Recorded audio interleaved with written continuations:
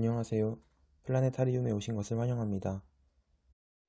저는 플라네타리움 시연을 맡은 세종대학교 물리천문학과 21학번 배어진입니다. 제가 오늘 여러분들에게 보여드릴 대상은 메시의 목록입니다. 먼저 메시의 목록은 프랑스의 천문학자인 샤를 메시에가 혜성을 관측하려 하는 과정에서 혜성과 비슷하게 생긴 몇몇 대상들을 발견하였는데, 그것들은 성단, 성운, 은하들, 즉 혜성이 아닌 천체들이었기 때문에 이들을 혜성이 아니다 라고 구분짓기 위해서 번호를 붙이기 시작하며 메시의 목록이 만들어지게 되었습니다. 이 목록에 포함되는 대상들은 영어 대문자 M 뒤에 숫자를 붙여 M1, M2 이런 식으로 이름을 짓는데요. 현재는 110개의 메시 목록들이 있다고 합니다. 목록들을 알아보기에 앞서 혹시 성단, 성운, 은하가 무엇인지 아시나요? 먼저 성단이란 많은 별들이 한 군데 모여있는 집단을 말합니다. M45라 불리는 플레이아데스 성단이 대표적인데요. 플레이아데스는 생일 별자리 중 하나인 황소 자리에 자리 잡고 있습니다. 굉장히 예쁘죠? 이 성단은 꽤 밝아서 겨울철 날씨가 좋은 날 육안으로도 관측할 수 있으니 기회가 된다면 찾아보시는 것을 추천드립니다. 다른 천체를 보여드리기 전에 성단에 대해 추가로 설명해 드리도록 할게요. 제가 아까 성단은 별들이 모여있는 집단이라고 말씀드렸는데, 성단은 크게 두 종류로 나뉩니다. 지금 보는 플레이아데스 성단처럼 듬성듬성 별들이 조금 퍼져 있는 것처럼 보이는 것을 상계성단, 더욱 많은 별들이 공 모양으로 촘촘히 뭉쳐져 있는 것을 구상성단이라고 부릅니다. 상계성단에는 조금 더 젊은 별들이, 구상성단에는 더 나이가 많은 별들이 있는 것이 특징입니다. 그럼 구상성단으로 넘어가 볼게요. 이 성단은 M15라고 하는데요. 페가수스 자리의 머리 부분에 있어 페가수스 성단이라 불리기도 합니다. 보시다시피 플레이아데스 성단보다 훨씬 많은 별들이 동그랗게 뭉쳐져 있는 것을 볼 수 있습니다. 다음으로 성운에 대해 알아보도록 합시다. 성운은 우주에 있는 먼지 덩어리들이 빛을 내거나 빛을 가리는 모양을 띠는 천체를 말합니다. 성운은 영어로 네뷸라라고 합니다. 마블 영화에 나오는 그 네뷸라가 성운과 같은 단어입니다. 이 성운은 가장 유명한 성운 중 하나라 할 수 있는 오리온 성운입니다. 오리온 대성운이라고도 말하며 메시의 목록으로는 M42입니다. 겨울철을 대표하는 오리온 자리에 있는 만큼 겨울쯤에 사람들이 많이 관측하는 대상이기도 합니다. 지금도 이 성운에 있는 먼지들이 뭉쳐서 별이 탄생하고 있습니다. 그리고 오리온의 허리 끝에 말머리 성운이라는 매우 유명한 성운이 또 있습니다.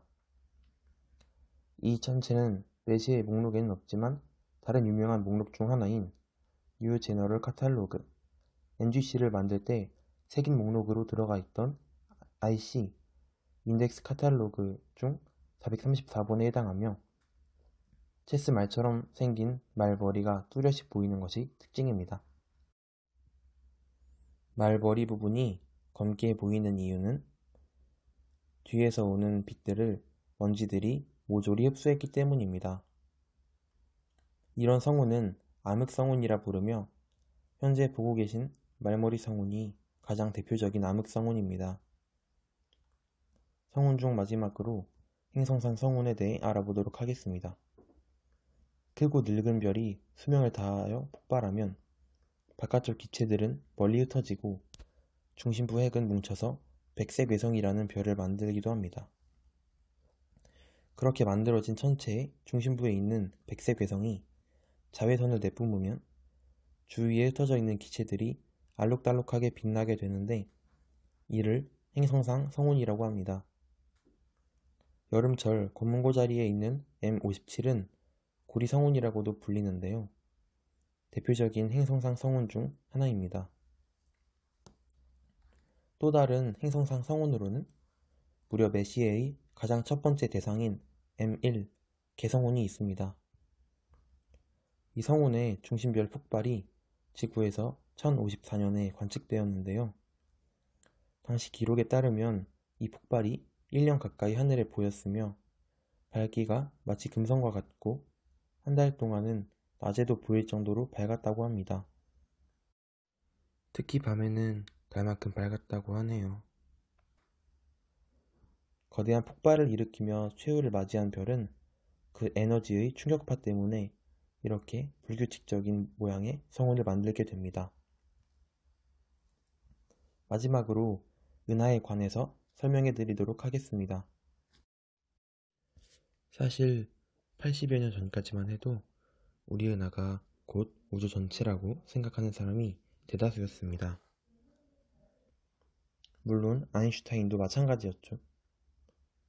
에드윈 허블이라는 천문학자가 1929년 외부 은하를 처음 관측하며 이전까지는 뿌옇게 보여 성운이라 생각했던 것들 중 몇 개는 은하였다는 것을 알아냈습니다. 그래서 안드로메다 은하는 아직까지도 이전의 관습 때문에 가끔 안드로메다 성운이라고 부르기도 합니다. 은하는 약 1000억 개의 별들을 포함하는 매우 큰 천체입니다. 저희가 지금까지 봤던 성단과 성운들은 전부 우리 은하 내부에 있는 것들이었습니다. 허블은 처음으로 은하들을 관측하면서 관측한 은하들을 모양에 따라 구분하기 시작했습니다. 먼저 렌즈형 은하를 기준으로 나선 은하, 타원 은하로 구분하고 그 외의 은하들은 불규칙 은하로 구분하였는데요. 모양에 따른 은하들을 하나씩 살펴보도록 할게요. 우리 은하 주변의 은하들을 묶어서 국부은하군이라고 부르는데요. 지금 보시는 M33 삼각형자리 은하는 국부은하군 중에서 세 번째로 크고 무거운 은하입니다. 또한 맨눈으로 볼 수 있는 가장 먼 천체이기도 하죠. 참고로 은하를 정면으로 보아 위에서 보는 원반처럼 동그랗게 보이는 경우는 페이스온 은하, 측면으로 보아 옆에서 본 원반처럼 납작하게 보이는 경우는 엣지온 은하라고 부릅니다. 삼각형자리 은하는 페이스온 은하이고 이어서 보실 안드로메다 은하는 엣지온 은하입니다. 지금 보고 계시는 은하는 M31 안드로메다 은하로 나선 은하입니다. 옆에서 본 원반처럼 생겼죠? 안드로메다 은하는 우리 은하와 가장 가까운 큰 은하로 납작한 원반 모양을 하고 있으며 중심에서 곡선의 팔들이 나오고 있는 모습을 볼 수 있습니다. 우리 은하도 비슷한 모양을 하고 있는 나선 은하입니다. 다만 중심에 막대가 있다고 해서 막대 나선 은하라고 분류합니다. 타원 은하는 중심부가 밝고 바깥으로 갈수록 점점 어두워지는 타원 형태를 가집니다.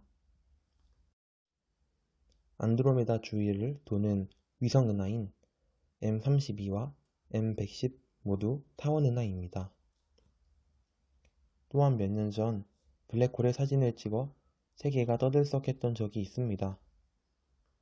그 당시 블랙홀이 발견되었던 M87 은하 역시 타원 은하입니다. 타원 은하는 찌그러진 정도에 따라서 0부터 7까지 번호를 붙입니다. 숫자가 커질수록 매우 찌그러져 있는 형태이고 0에 가까울수록 거의 동그란 구형에 가깝습니다. 지금 보고 계신 M87은 그 숫자가 0에서 1 사이로 거의 완벽한 구형에 가깝습니다. 마지막으로 불규칙 은하는 그 형태가 제멋대로인 은하들을 말해요. 지금 보시는 M82 은하는 시가 은하라고 불립니다. 이 시가 은하는 옆에 있는 M81의 중력의 영향으로 모양이 흐트러져 불규칙 은하가 되었고 이러한 과정에서 원래보다 10배는 더 많은 별들이 탄생한다고 합니다. 이렇게 오늘 여러분들은 여러 성단과 성운, 그리고 은하들을 만나보았고, 이제는 성단과 성운, 그리고 은하를 분류하실 수 있다고 생각됩니다.